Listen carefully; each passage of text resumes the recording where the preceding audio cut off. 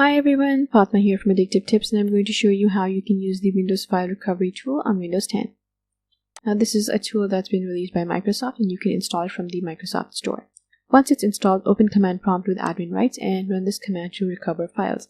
Now you're going to have to modify this command before it works for you. So this part of the command is basically calling the tool. And this is the source drive. This is the drive that the tool is going to recover files from. And this is the destination folder. The destination folder is where the recovered files are going to be saved to. And this folder should not be on the same drive as the source drive. Now, one thing you should not change is this end switch. Leave it as it is in the command.